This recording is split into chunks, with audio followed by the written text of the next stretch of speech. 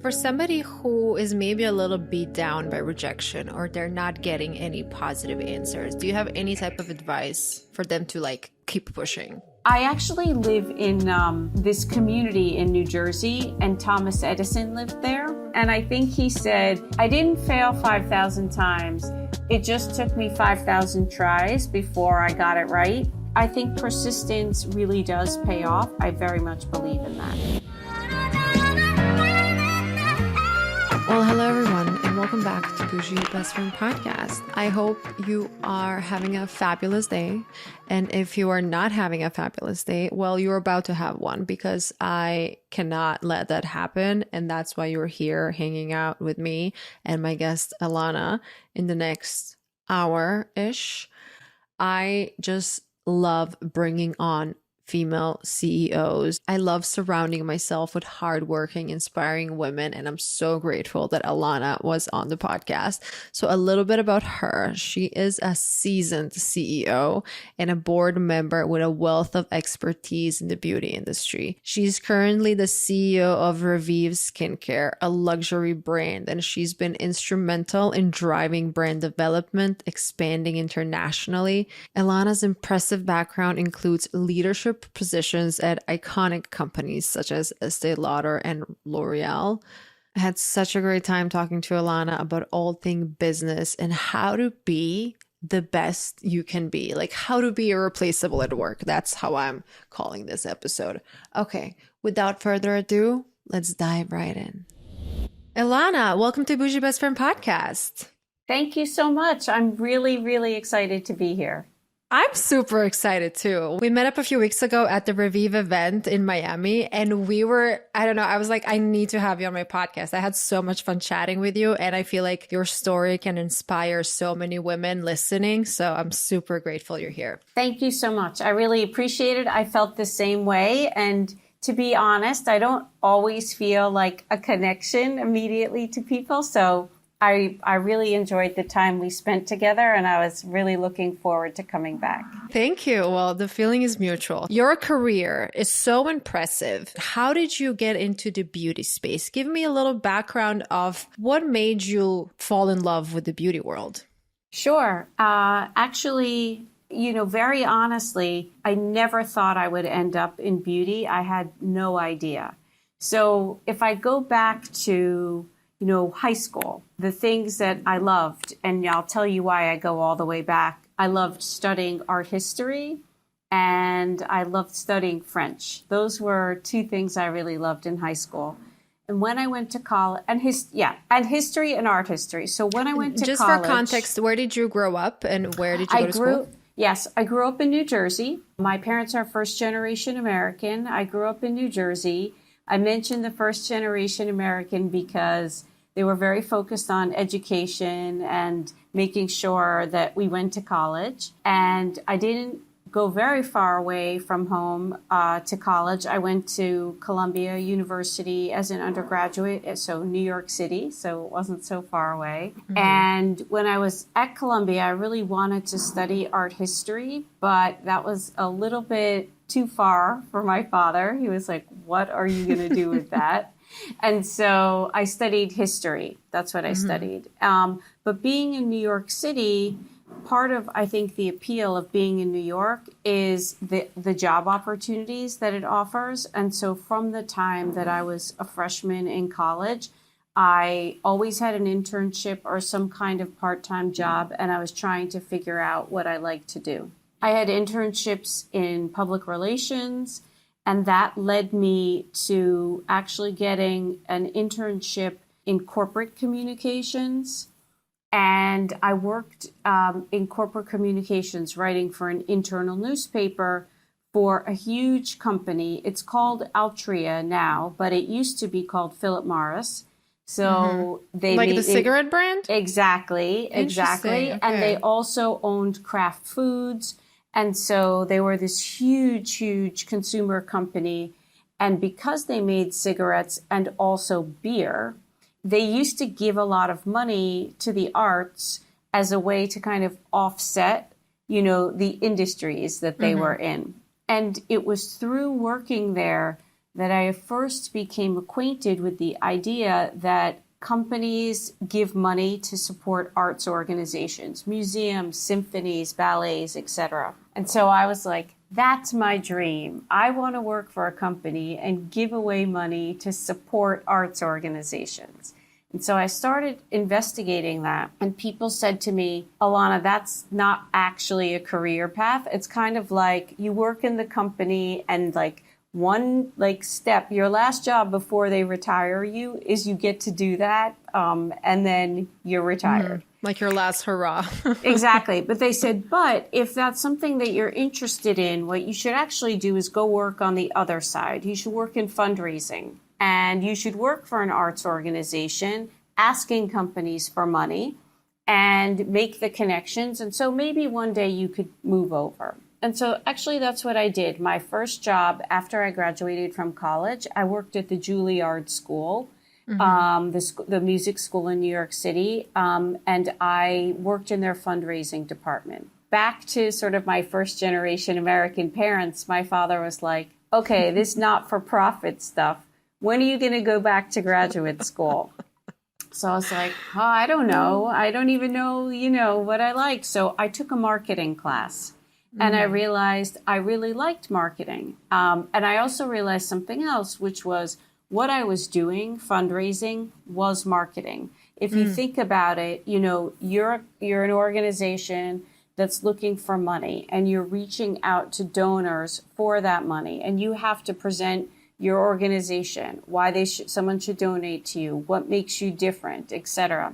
And so it really was a form of marketing. And so after I took that first marketing class, I started to take all the prerequisites to get an MBA that I hadn't taken as an undergraduate. And there were a lot. Like I had not taken pre-calculus or calculus. I had not taken macroeconomics or microeconomics. So I was working full-time and taking these classes, thinking about applying to business school.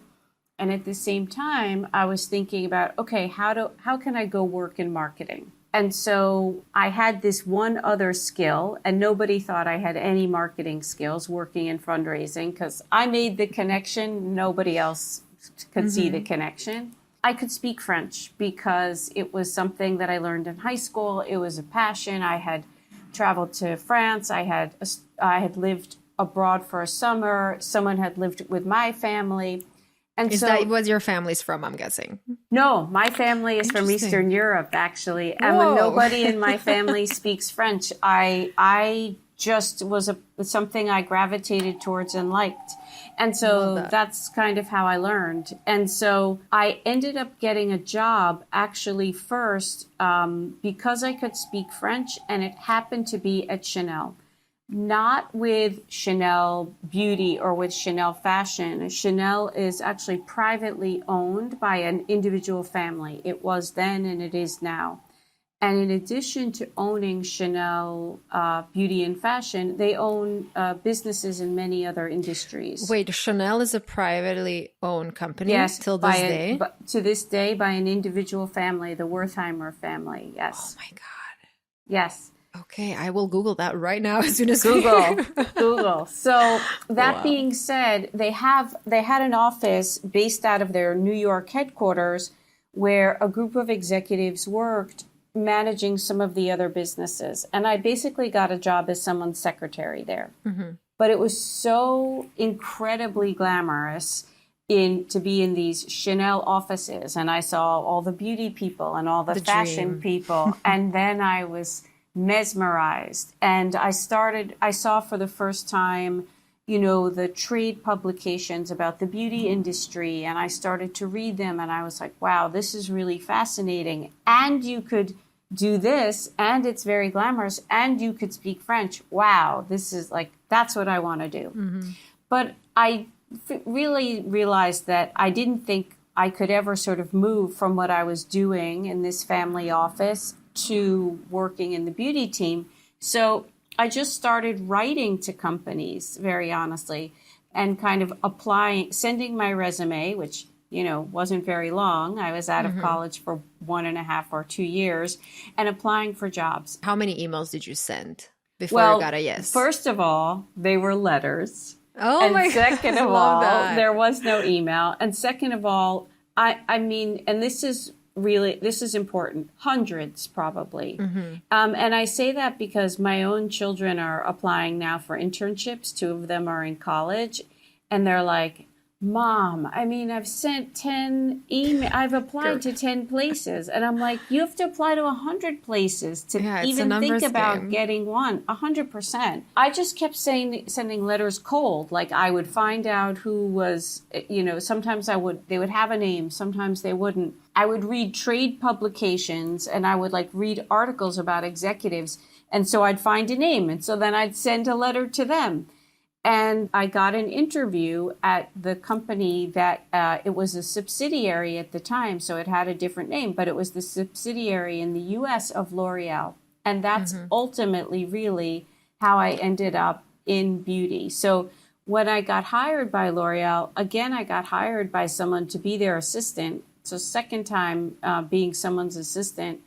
But they hired me because they said, okay, you can speak French. We need someone who can speak French. But we can see that, you may be a little overqualified for this job. But if you do this for us for a year, it was an individual. He said, if you do this for me for a year, I'm very busy and I have a couple of different jobs, I will make sure you get promoted into marketing.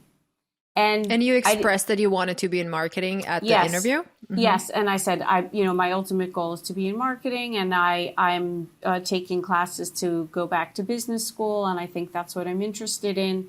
And he said, okay, if you do this for me for a year, I will make sure you get into marketing. And, I think we all know, people can't always be relied upon to keep those promises. And in big companies, sometimes it's much bigger than them.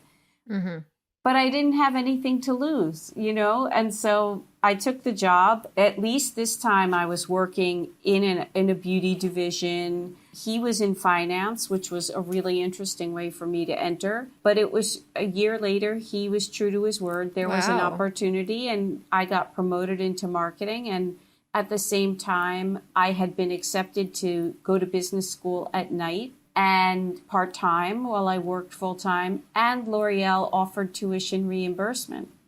So it was kind of... Is that something they do often? Yes, they do.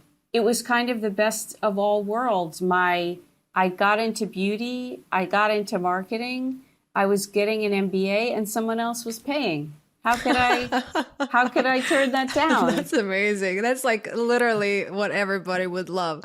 Do something you love. Somebody else is paying for it. You're learning from the best people. It's incredible. I love that. So for the next 3.5 years, basically, I worked at L'Oreal and I went to school at night. And, over the years, I had increasing responsibility. And, sometimes I couldn't make it to class, and sometimes I started to travel, and sometimes, I missed class because of travel. So I found a friend, and she worked in media and entertainment, and so we used to cover for each other. If she was away, I would take the notes. If I You would was away, sign her name on a class. I did that. Well, not that far, but yeah. And Oops, I did that. and I finished. I got my MBA and I graduated. Although I do have to tell you, to this day, I still have dreams that I didn't finish. Like and that was a really long time ago. But I did.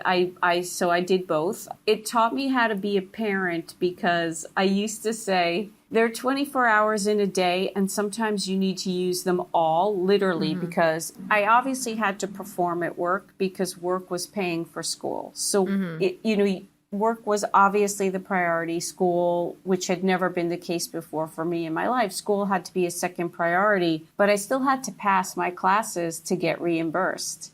And so if you work all day and then I used to go to school from 7 to 10, 2 nights a week. And then we would also have homework and projects, etc.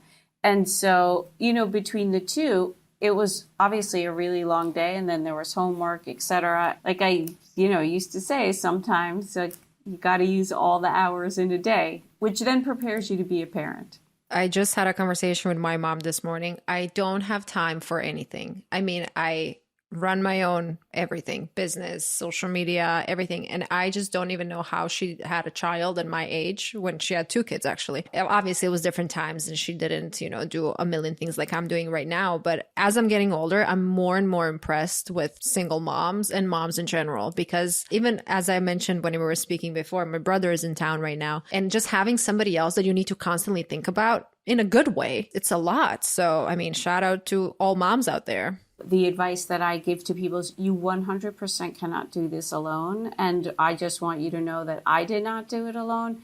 Obviously, first of all, I have an incredibly supportive husband. The way we honestly think about it, someone made a joke once, but the way we think about it is like, it's a corporation. And the family is a corporation, and like, they're divisions. We used to make jokes like there's the childcare division, the transportation division, the entertainment division, the nutrition division. And like someone was responsible for, like, I did not do like the bills and the home maintenance division, but I did do the logistics and the childcare division. He was forms. Like I'm terrible at the forms. He used to do all the forms, things like that. I need to just say forms are the most annoying thing. And nobody speaks about this. Filling out forms with the same type of information every single time. Even sometimes when I'm logged out of my email, I have to put in that password every time. It's driving me insane. I tell people having kids is about forms and logistics. What are they allowed to get there and how are they getting there? Honestly, that is like, does the school have the medical form? Does the camp have the medical form? Do they have the permission form? Can they give them like all of these things? That is what having children is about. Anyway, that was, a long way to tell you how I got into beauty. And then how I kind of moved then became around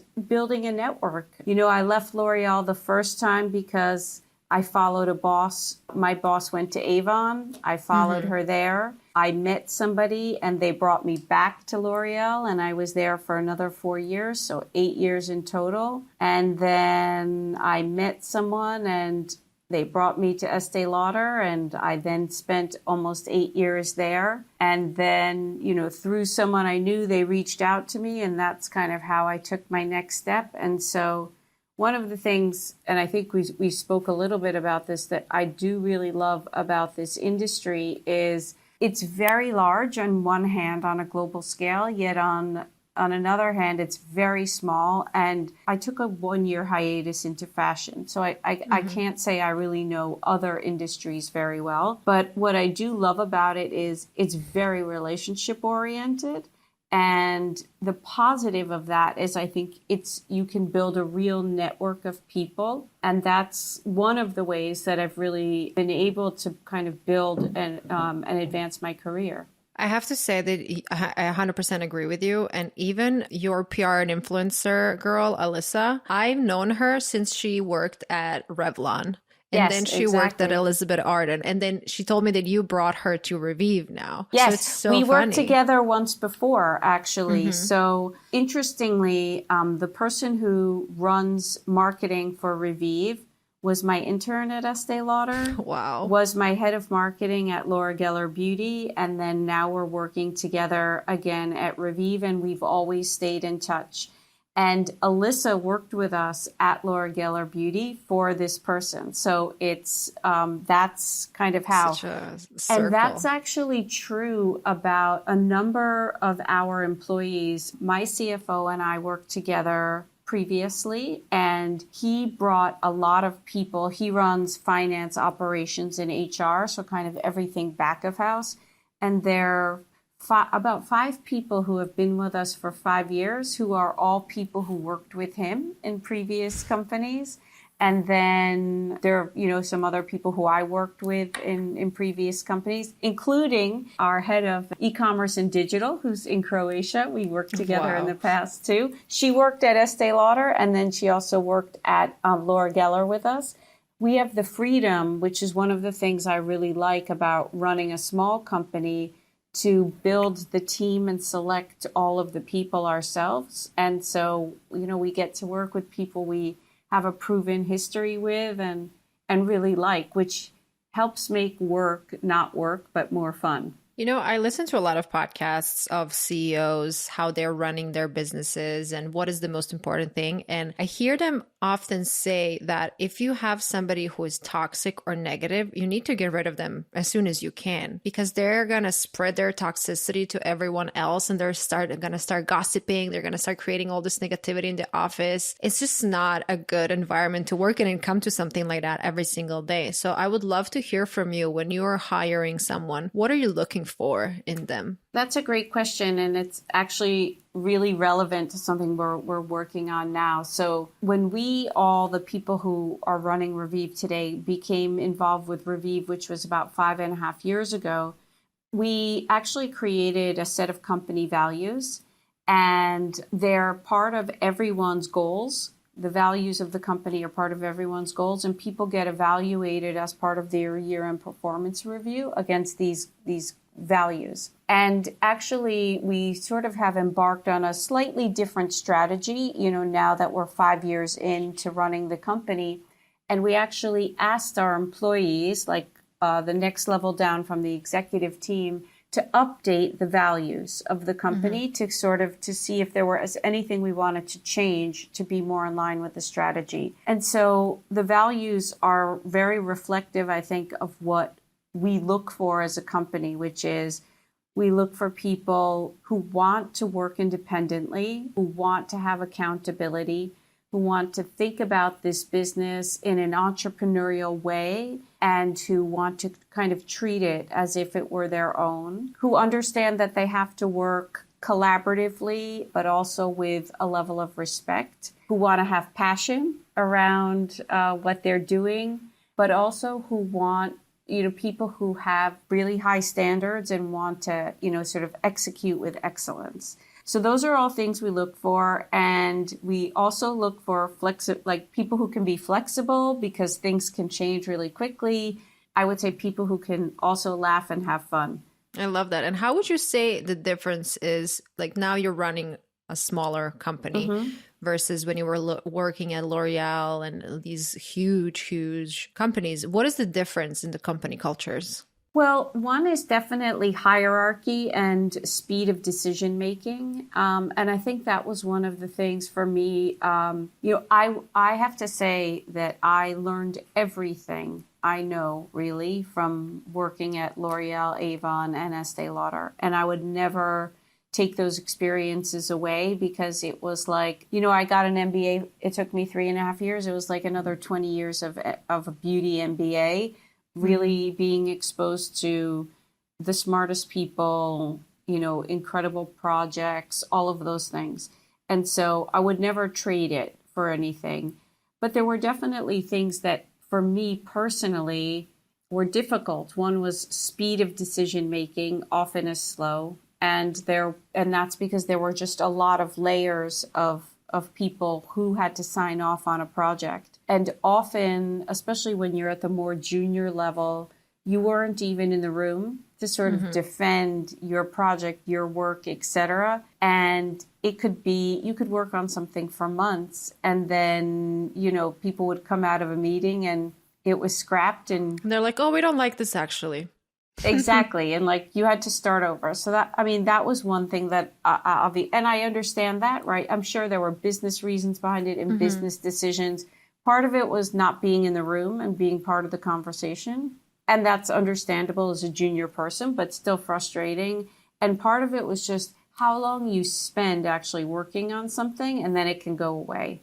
And then the other is just, the more, I think it's really common nature, right? It's human nature that sometimes the more people, the more politics, especially the more layers, et cetera.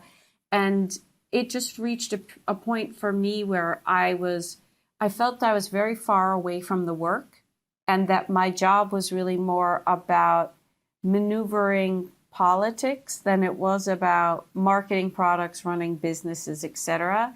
And I wanted to have a little bit more ownership of my destiny, which included controlling my own time, right? Because if you're always working on somebody else's clock, you're not really in control of your own time. And I wanted to have a little bit more, control. So I think those are some of the biggest differences. The other really big difference, right, is I am extremely close to every financial decision we make, right? I have to think about everything in terms of how does that affect cash? Am I going to buy inventory, pay people, et cetera? And I was very, very far away from that, a big company. I'm learning so much already. I would love to touch on the topic of networking that we discussed in the very beginning. For somebody who might not be in New York or somebody who doesn't have those connections, do you have any type of advice or how can they kind of get their foot in the door? Yes, absolutely. I mean, I think in a way, I almost feel like networking is so much easier now than it used to be. You know, there's that song in Hamilton, like you have to be in the room where it happens. Like, I don't think that's true anymore about anything. So one of the things I noticed during COVID, and even friends of mine have pivoted their careers in this direction, there's a lot of education that can happen now online.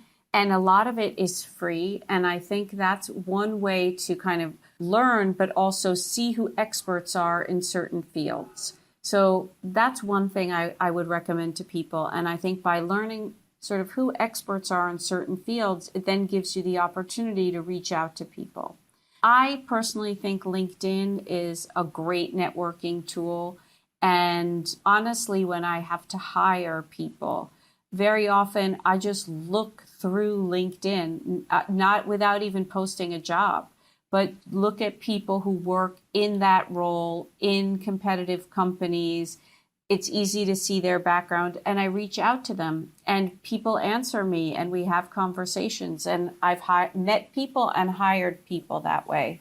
So I think that's another way to meet people. You know, there are a lot of industry-based Facebook groups, or I actually, when Clubhouse first started during COVID, I met a lot of people on Clubhouse, like dermatologists were sort of, you know, now everybody takes for granted in skincare that like, you know, the dermatologists are on TikTok and they're all, but at the time it was really something that was just starting. And I used to enter these like Clubhouse rooms where the derms were talking about certain things, et cetera. And then I would write to them afterwards. And I actually did some social media partnerships that way. And I do the same, you know, from a social media perspective for RéVive. You know, I do a lot of, I answer DMs, I write to influencers directly, and I network that way and have met people that way. You know, I think if you're focused and you know sort of who you want to meet, what areas might be interesting to you. If you research them and just start reaching out to people, you'd be surprised, I think, that people say yes more often than you would think. Absolutely. Absolutely. And so I also believe in that because you asked me, you know, how many job rejections did I get and how many letters? You know, when I was exploring this idea of like working for a company and on the art side, you know, I basically took my program from the opera and I wrote to every single company in that program to see if they had a dedicated department that gave money and funded the arts. And people actually wrote back to me. And like I wrote to foundations and people wrote back to me or agreed to have a telephone call with me. And I learned that way. I didn't know anything, you know, and I learned that way. And then, you know, of course, there are people who go to schools, have alumni organizations. There are all kinds of trade organizations. So I'll give a plug. Cosmetics has a trade organization. It's called Cosmetic Executive Women. It's relatively inexpensive to join. It gives you access to a ton of information about the industry, trade reports, members. And so all of these, all industries have something like that, which are a way to begin to network and make connections. For somebody who is maybe a little beat down by rejection or they're not getting any positive answers, do you have any type of advice for them to like keep pushing? I actually live in this community in New Jersey. That's the first gated community in the United States. And Thomas Edison lived there. Wow. And so I'll give you a quote. You're so fascinating, by the way. Like I'm learning so much. I love it. From Thomas Edison. And I think he said, I didn't fail 5,000 times. It just took me 5,000 tries before I got it right. I know that it seems incredibly disheartening. And also people question themselves, like, maybe I should just give up and I'm not good at this and I need to try something else. And I am practical and I do believe you need a plan B, but I do think you just have to stay at things and they don't come easily right away. And certainly if they do, it's sort of more luck than anything else. I mean, timing and luck is a big part of everything also, but I think persistence really does pay off. I very much believe in that. I feel like people sometimes don't know if it's signs from the universe telling them they should give up, or is it just the time wasn't right? And I'll give you an example. When I first moved to New York, when I was 22, I really wanted this job and I applied and I went through an interview process and I didn't get the job. And I was so mad. I was so disappointed and everything. But I'm so grateful that I didn't get that job at that very moment, because I'm not going to say I was not good enough for the job, but I didn't know anything about the job. And then 2 years later, I got it because I worked on myself and I developed skills that were needed for, I mean, it was a similar job. It was not the same job. I was kind of grateful that I didn't get that job at that point, because I feel like I would ruin my relationship with those, the situation or whatever it was. So I feel like sometimes you should just trust in, I don't want to go all spiritual right now, but you need to trust the timing of your life, and the right thing is going to happen at the right time. And also you said something else, which is, you worked on your personal evolution during that time. I think the question people need to ask themselves is, if they're not winning, right, with the approach that they're taking, do they need to change or evolve the approach? And I think that's something that I question myself, not in a way of doubt, but more in a way of evolution on a pretty regular basis.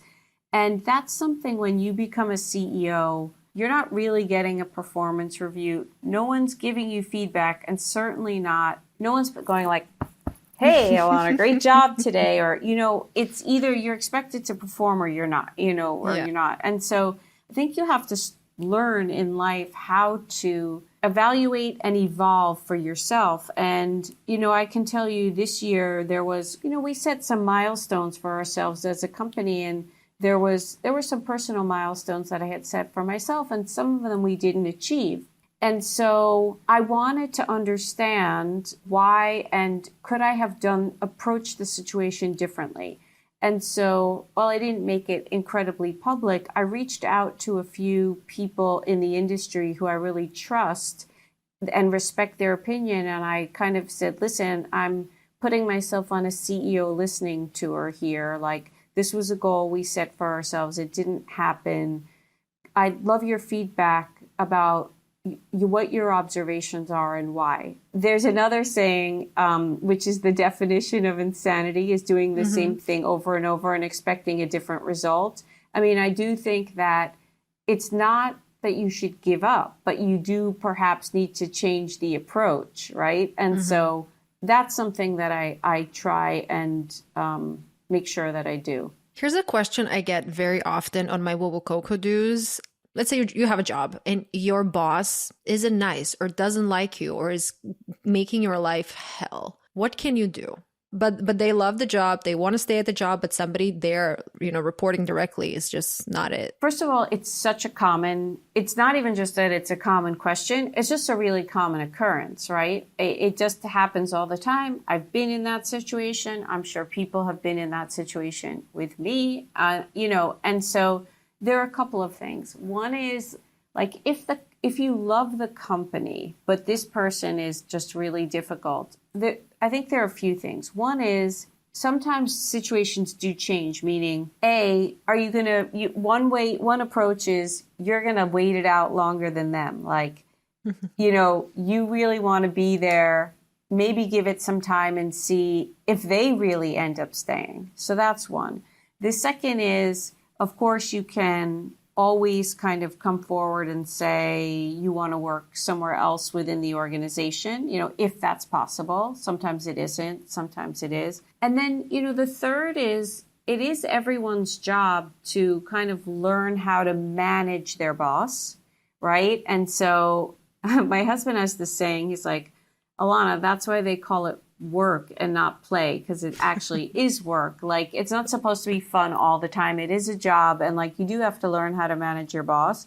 I think it's hard for people, and I will say, I don't want to put this only on women. Like, I know for me, it's hard to separate sometimes like the business elements from the personal elements. But, you know, there can be sort of just this practice of the separation of the work versus the personal. And then, of course, you know, the question is how open is somebody to having a conversation about like the relationship? When I was younger, I used to think, no, like, oh my God, I can absolutely, positively never speak to my boss about like how they treat me, how they talk to me, what the relationship is. Like, I'm just going to suffer in silence 100% of the time.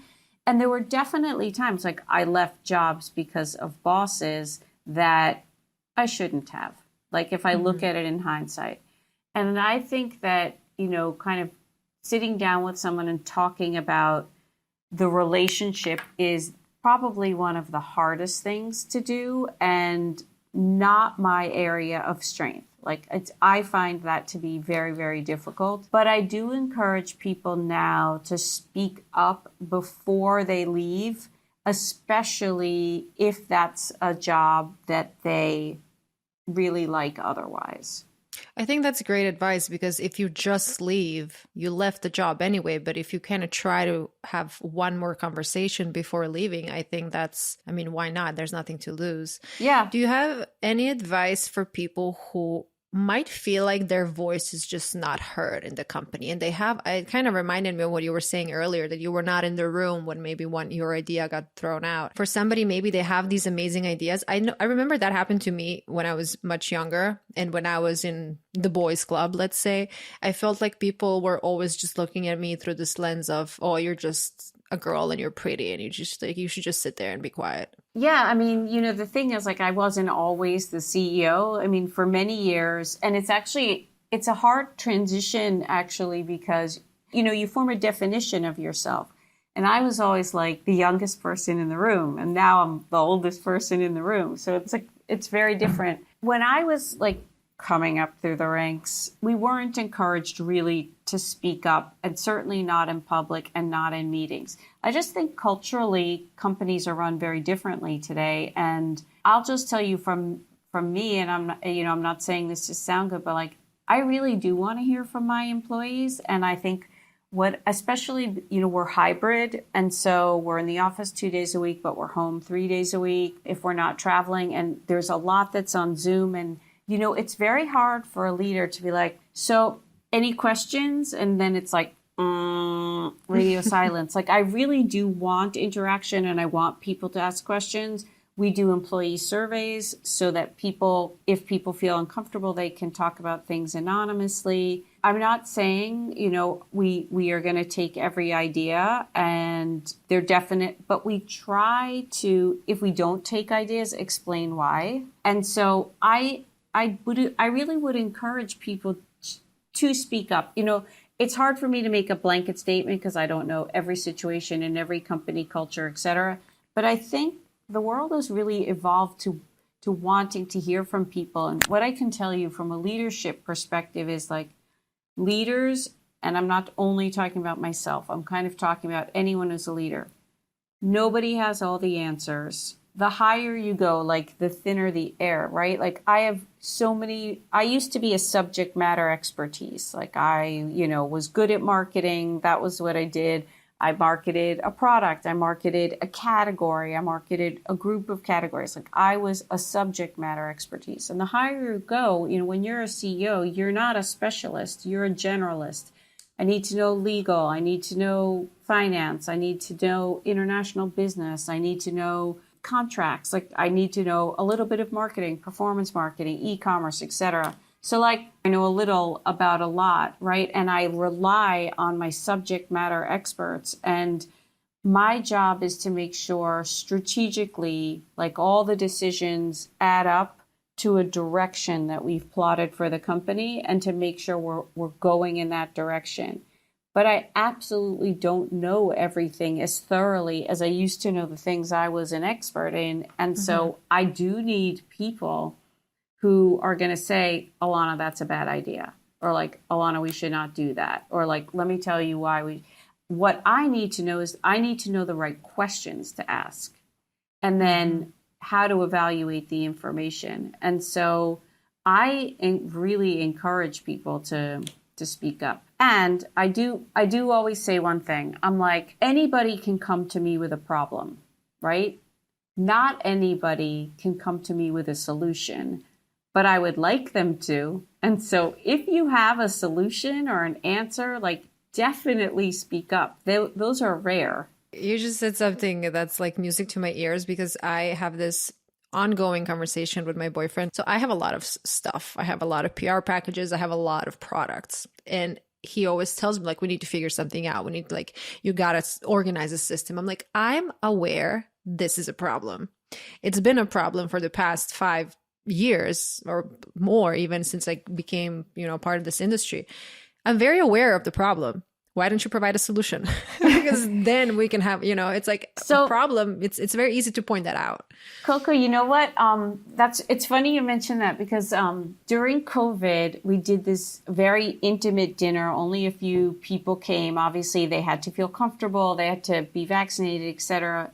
But it was with some beauty editors for the launch of a product. And we were kind of talking about like, what is life like now that you work from home, you get the packages at home, etc. And these were all people who were New York based. What I realized was the packages thing is real. Like if you don't have a doorman, like you don't even know what you're missing because it may not be there when you get home, or like it was your neighbor picking it up, and then like you have to open it, you have to put it somewhere, like you're not bringing it back to the office because nobody was going to the office, etc. And it was really interesting to listen to people. And so you know what we gave people for the holidays that year? We gifted them a home organizer. Oh God, it was just my birthday. I wish somebody gifted me a home organizer. And so it was a service that came in and like helped you organize, like helped you figure out like, what do you need to get rid of? How do you organize, etc. So I want one too. I don't have one. It's so funny. I actually hired one when we first moved into this apartment back in December, and my boyfriend just said that let's just wait a little bit and let's get rid of some things, which I agreed. I have a closet full of clothes that I don't wear, so I was getting rid of my clothes, and then I was hoping she's gonna come after I got rid of that part. But then she got pregnant. And she had to be at, bed rest or something similar. And then I started talking to some other people and they were not that great. So I'm still on a hunt. So if any home organizers are listening to this, please send me a DM. I have a question about marketing, since you were part of that industry for so long and you definitely are an expert. For brands today, because beauty industry is very saturated today, what do you think a brand has to have, or what kind of qualities a brand has to have? What kind of marketing they should have to stand out? Great question. And you know what? I don't even know if I'm the right person to ask anymore, but I will tell you 2 things that may seem super obvious, but that I don't know if people think about enough. 1, their idea has to be different and their product has to be great above all else. And I think, entry into beauty it feels like it became very accessible. Anybody could kind of launch a product, start a brand, etc. But I think if you look on how many of them are still around 5 years later, the answer is not that many. And I'm seeing now a bunch of brands that were, high to hit, kind of hit, got a lot of obviously awareness very quickly, had some initial sellouts and died. And it kind of happened with Sephora. They were dropping some brands recently. Yeah, I mean, I could mention, many examples, but from big to small, I think those things can happen. And in a way, it's what's impressive, and I'll plug us, about RéVive is that it's 25 years old and it's still here. And it's not because we do such a great job running the company or anything else. It isn't. It's really because of something I have no accountability or responsibility for, which is the original products were amazing. And a lot of them are still part of the line, and people think the product works, and it actually does. It actually does. It actually does. So I think sometimes I was out to dinner last night with a friend. We were talking about a particular brand, and she said, I was like, I'm watching them because they're in my space and they're really doing well, and they're spending really aggressively, and the things that they're saying I'm making sure my team like really looks at the language they use, whatever. She's like, Elana, they can't substantiate their claims. And she said, I know they can't substantiate them. And I was like, interesting. And, I can tell you, we do everything by the book. We test everything that we make. And, sometimes slow and steady wins the race. I 100% agree with that. 100%. Walk, don't run. Be sure, you don't need 20 things. Make sure start with one amazing thing. Take the time to make sure it's amazing.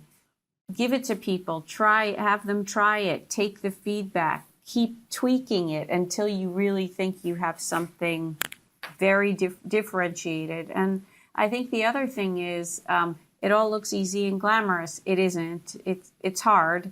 And be sure you really love it, because you're going to spend a lot of time doing it.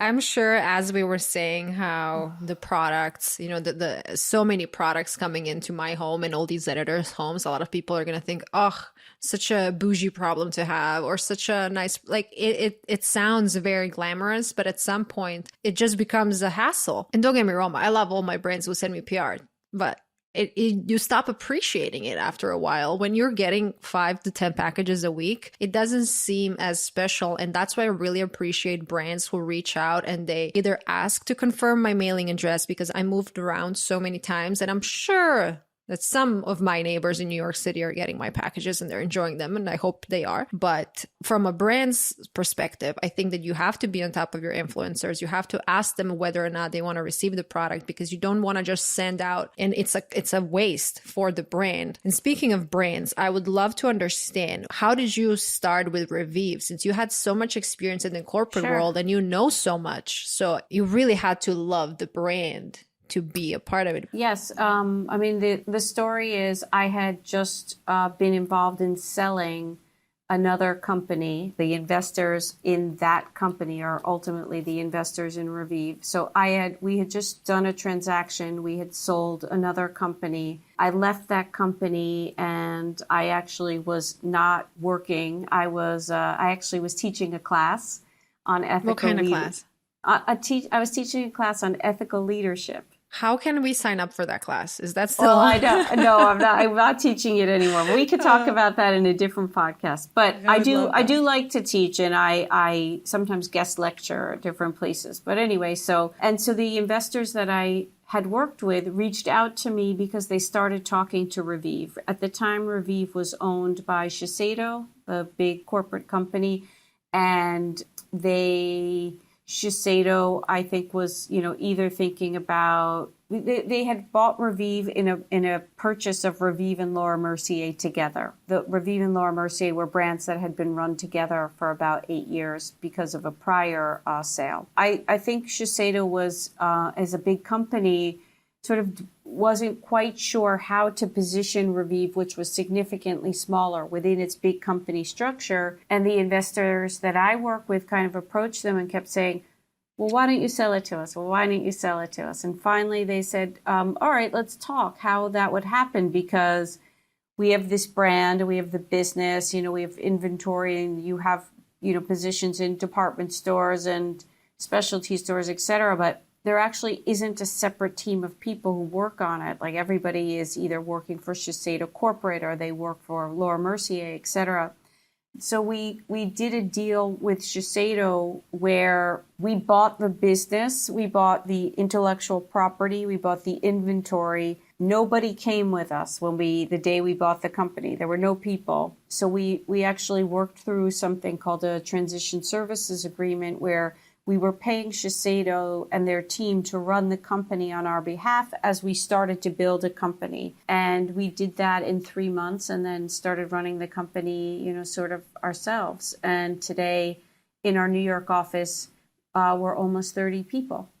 But Wow. 5.5 years ago, we were me and my CFO, and then we went from there. So the way I did spend a few months, basically working in we call it diligence, where you're researching the brand, the business. We spoke to retail partners, I spoke to customers. We spoke to Dr. Brown, the founder. We also wanted to make sure he wanted to partner with us because, we wanted to be authentic and partner with the founder again and make sure we would be good partners. And I did. I fell in, you heard me say, like, I like brands, I like history, and so I just felt that this was a brand that was extremely authentic, and it's very unusual, I think, in today's day and age to find something that you believe in, that you don't think is a gimmick, that you think is real and has global potential. My experience had grown from understanding brands only in North America to understanding brands globally, and I think we understood there was really awesome potential for this brand globally. We weren't yet in China. Today we are, and we knew that this brand would be really meaningful for Chinese customers and kind of had literally the ingredients that Chinese customers gravitate to, which is performance, founder, authenticity, longevity, and luxury, of course. I think I heard that the founder, what was his name again? Dr. Brown. I think I've read somewhere, or I don't know where I got this information from, that he kind of based the formula with burn victims in mind. Correct. Or something Correct. about that. Yes. He is a plastic and reconstructive surgeon. He's not practicing anymore, but that's his background.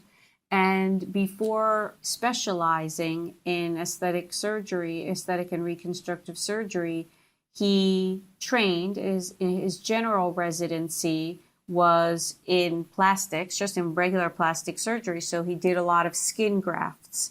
So skin grafts are done on burn wound victims. And so he was at Mass General at a time when they were starting to learn about epidermal growth factor, which was discovered, not by him, in 1960 by two scientists.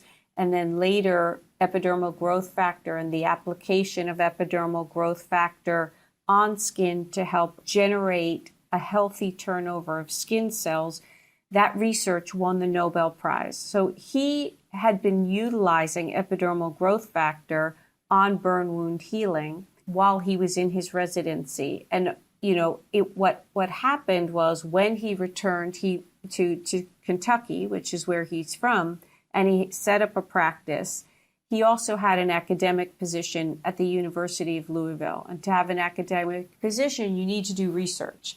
So he had this idea that, if skin cells were able to turn over more quickly when applied topically to burn wounds, his question was, would that also mean that when they were applied topically to skin that wasn't burned, but skin that was starting to age so that the cell turnover process was naturally slowing down, would it speed up the cell turnover process, and would that have an anti-aging effect? That's essentially those were the types of studies that he did. And he did double-blind studies, and he found that it did, that epidermal growth factor did have an anti-aging benefit, which he had got a patent for, published in the New England Journal of Medicine. And so what he did was, again, he didn't say, okay, great, Eureka, let's make a beauty brand.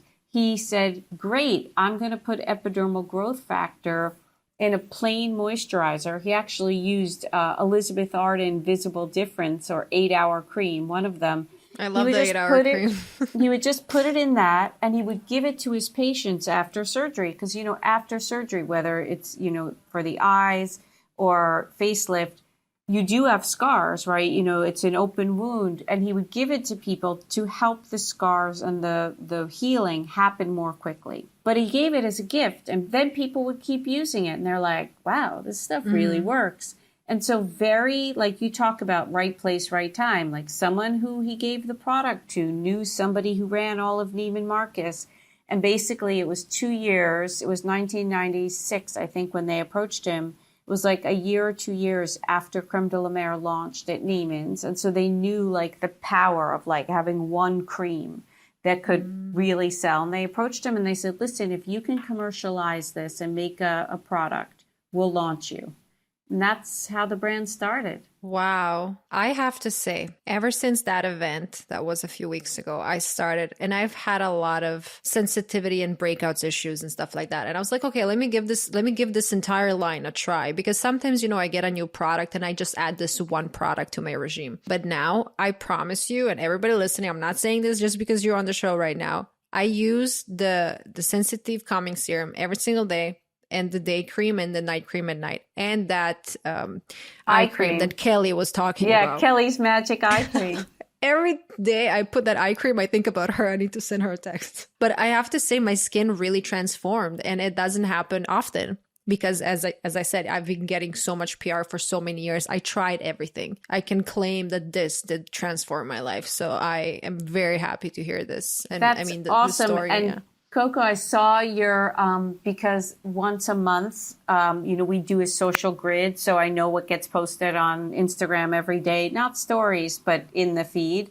And so I saw your before and afters, and I was like, whoa. I told you it worked. It really worked. I have one final question for you. And this is something that I'm going to start implementing in every episode from now on. And you are the first one answering the question. Okay. What advice would you give to your younger self? Oh, so much advice. I say this a lot, and I still am working with myself on it. But instead of being your biggest critic, be your biggest cheerleader. I think that's today's advice. And I'm not good at it, but I am trying. I love that. And that's something that I think we all need to be a little kinder to ourselves and not to criticize every move we make. Yeah, and I'd have to tell you that I've watched people over the years, like certain people who they're very confident, they know or they appear that way, right? We never really know. They appear to be very confident. They know exactly what they want to go after. They speak up and they ask for it. And they often get it. And I think to myself, oh, well, how come I didn't speak up and ask? Or like, how come I just wasn't that deliberate? And I just sort of like waited for it to happen to me. I would say all of those things. Such a beautiful ending to a beautiful episode.